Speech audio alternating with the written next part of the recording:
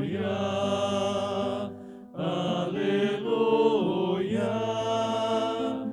aleluia,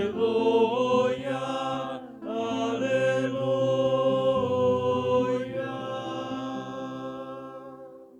O Senhor esteja convosco. Proclamação do Evangelho de Jesus Cristo segundo João. Celebrava-se em Jerusalém a festa da dedicação do templo. Era inverno. Jesus passeava pelo templo no pórtico de Salomão. Os judeus rodeavam-no e disseram: Até quando nos deixarás em dúvida? Se tu és o Messias, dize-nos abertamente. Jesus respondeu: Já vô-lo disse, mas vós não acreditais. As obras que eu faço em nome do meu Pai dão testemunho de mim. Vós, porém, não acreditais, porque não sois das minhas ovelhas. As minhas ovelhas escutam a minha voz. Eu as conheço e elas me seguem. Eu dou-lhes a vida eterna e elas jamais se perderão. E ninguém vai arrancá-las de minha mão. Meu Pai que me deu estas ovelhas é maior que todos, e ninguém pode arrebatá-las da mão do Pai. Eu e o Pai somos um. Palavra da salvação. Pelas palavras do Santo Evangelho sejam perdoados os nossos pecados. Boa noite. Queridos irmãos e irmãs, terça-feira, quarta semana do tempo pascal, celebramos hoje a memória da bem-aventurada Virgem Maria, a Senhora de Fátima. Estamos celebrando este título mariano, importante para a nossa vida, Maria bem-aventurada, que pede a nós a oração do Santo Rosário como fortaleza para a nossa vida, para o nosso espírito.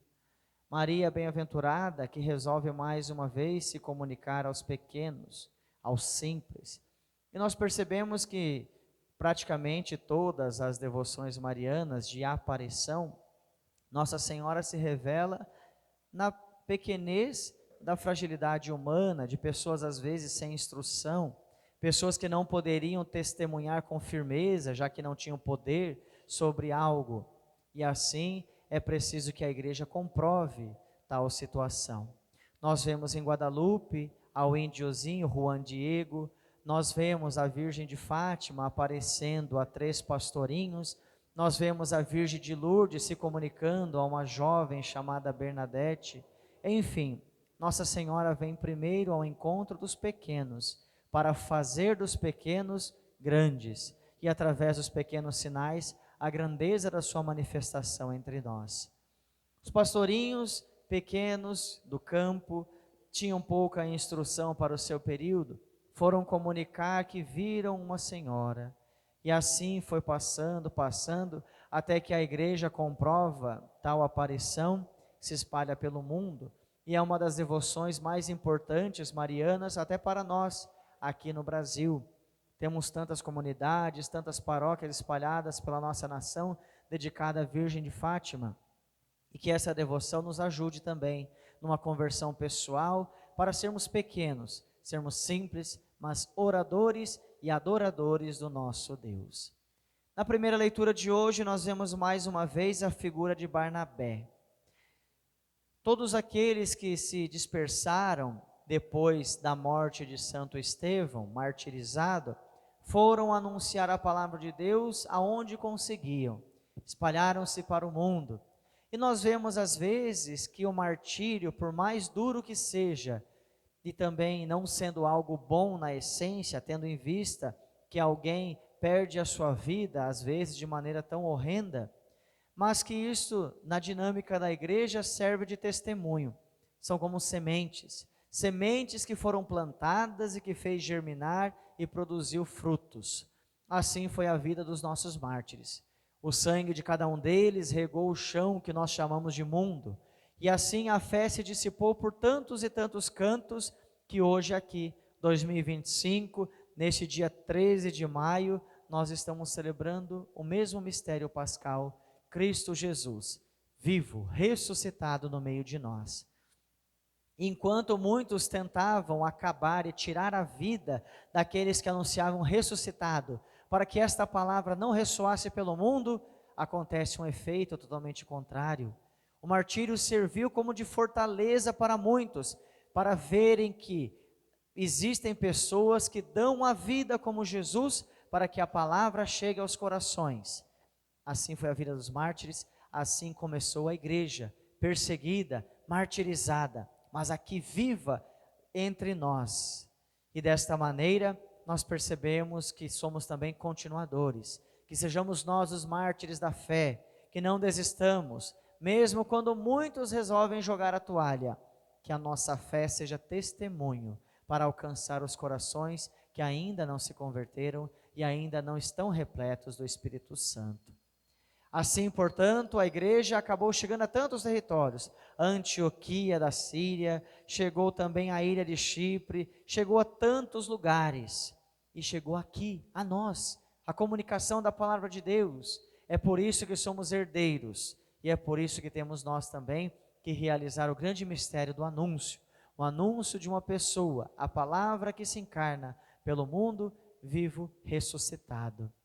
Desta maneira, Barnabé entra na jogada, é chamado como comissário para visitar esta região. Ele vai e percebe que a palavra de Deus, que outrora foi dada primeiro aos judeus, agora chega também aos pagãos. Todos são abrasados, todos são tocados, pois Jesus quer chegar a todos nós. Jesus não é apenas para um grupo eleito, mas esta palavra viva, encarnada como pessoa, que nós tomamos como alimento, é para chegar a todos os corações, mas corações valentes. Ouvimos a palavra de Deus, eram pessoas que eram abrasadas pela fé, com a chama acesa no coração. Não podemos ser cristãos e sermos desanimados, não podemos ser cristãos e vivermos em discórdia, não podemos ser cristãos e ficarmos competindo entre nós para ver quem faz melhor isso ou aquilo. Pelo contrário, temos que ser cristãos que cheguem até o próximo, que amem o irmão, que não tenham capacidade de dizer que levam ódio no coração ou que ainda falta perdão. É preciso amar. Ser cristão é seguir a Jesus pelo martírio e pela dor, mas nunca deixar de amar. E assim, Barnabé testemunha que aquela comunidade estava crescendo, a palavra de Deus ressoa, é como um alimento sagrado plantado nos corações e germina. Assim é a fé em Cristo Jesus. Se Jesus Cristo não fosse real, se a sua ressurreição não tivesse acontecido, e se seu martírio tivesse sido um fracasso, nós não estaríamos aqui reunidos hoje celebrando essa pessoa. Ele está vivo, verdadeiramente no meio de nós, como luz que ilumina os nossos corações, a nossa vida, e chega até mesmo aos corações que estão desatentos, para trazer força e fé e dar esperança na caminhada. O evangelho de hoje, continuamos a ouvir o trecho sobre o bom pastor. Cristo é o bom pastor. Era a festa da dedicação do templo, era inverno. Jesus passeava pelo pórtico de Salomão, quando os judeus o rodearam e começaram a dizer para ele: até quando nos deixarás em dúvida? Se tu és o Messias, diz-nos abertamente. Mas Jesus responde como sempre fez, como se nós recordássemos, estamos aqui em João, como se recordássemos o segredo messiânico presente no Evangelho de São Marcos. Jesus diz a eles: já vos disse, mas vós não acreditais. Jesus se comunica também a cada um de nós, dia a dia está falando, dia a dia a sua mensagem chega ao nosso coração, mas nós continuamos ainda desatentos. É como se fizéssemos um fechamento interior da nossa vida. Todas as vezes que os problemas que envolvem a nossa comunidade são maiores do que as alegrias que nós aqui vivemos, celebramos e realizamos, nós vivemos esse fechamento. Mas não, nós não recordamos em Jesus ressuscitado todo o seu sofrimento, o seu calvário. Ele não joga na cara de ninguém que todos foram culpados da sua morte, mas Jesus continua a trazer a alegria. A paz esteja convosco, é a primeira mensagem do ressuscitado. É esta paz que nós devemos comunicar também entre nós, irmãos. É esta paz que deve abrasar os nossos corações. É esta paz que deve nos dar combustível dia a dia, para que a nossa fé seja real e verdadeira. De que vale falarmos de Jesus se nós não vivemos, não celebramos, não amamos e não entramos no mistério de Jesus? Se muitas vezes nós jogamos a toalha e dizemos: eu vou desistir de tudo, porque na comunidade tem um problema, porque aqui tem isso, tem aquilo, porque eu escuto muitas fofocas, porque tal pessoa fala mal de mim. Se a gente joga a toalha por conta disso, é uma tristeza grande, porque significa que Jesus ainda não é tudo em sua vida. Porque se Jesus é tudo em nossa vida, fazemos como Ele. Os sofrimentos vêm, os obstáculos, as dores, mas nós estamos na sua presença. Porque nós não estamos celebrando um mistério humano, nós estamos celebrando um mistério divino. É o Senhor da palavra encarnada, vivo na Eucaristia, o pão e o vinho transformados no corpo e sangue do Senhor. Não estamos comungando da fofoca, não estamos comungando da discórdia, não estamos comungando da competição, estamos comungando do corpo de Jesus. E como membros vivos, precisamos ser reabastecidos e verdadeiramente parte do redil. Jesus é o pastor que conduz. Temos muitas pessoas que se ocupam da função de pastorear, mas o pastor maior, o bom pastor, é Jesus Cristo, nosso Senhor. Vamos fazer uma grande distinção: pastor, mercenário, ovelhas e cabritos. Temos vários problemas aí, mas uma certeza: se somos ovelhas, temos um pastor, e se temos um pastor, este pastor é Cristo Jesus.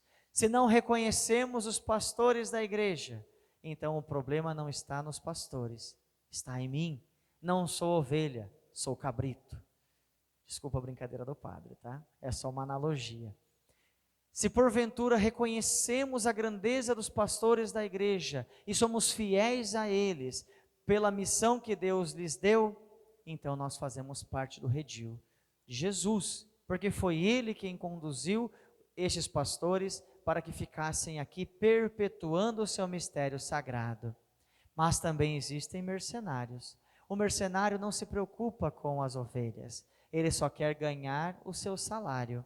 Se porventura acontece de uma ovelha se perder, o mercenário não está nem aí. Ele vai se preocupar em fazer o seu trabalho. Foi a ovelha quem fugiu, então ele não tem preocupação nenhuma em correr atrás, sendo que ele tem que cuidar de outras. Mas o pastor verdadeiro, este sim cuida das ovelhas. Ele se importa com todo mundo. Ele pergunta: aonde você está? Há tanto tempo não te vejo. E quando é preciso, o pastor, como todo mundo sabe, quando as ovelhas fugiam e elas eram danadinhas, quebrava suas pernas, colocava no pescoço, no ombro e trazia de volta para o redil. Cuidava das suas feridas, para que ela pudesse se regenerar e estar agora sã e salva dentro do redil. Nós pastores às vezes precisamos também fazer isso. Quebramos as pernas de um e de outros, mas se são ovelhas de verdade, elas permanecem no redil. Mas quando nós quebramos as pernas e percebemos que esta ovelha danadinha não quer fazer parte, ela espana, desaparece, some, quer dizer que não é o pastor que é ruim, mas é de fato ela que não era uma ovelha, é um cabrito. Foge, porque não faz parte do redil, não ama e só queria ocupar um lugar de destaque. Que a igreja nos ajude a entender essas palavras, que toquem nossos corações, que amemos o Senhor, que Ele possa nos dar a vida dia a dia e reconheçamos nele o nosso bom pastor, que nos ama e dá a vida para que nós sejamos salvos dia a dia aqui neste mundo.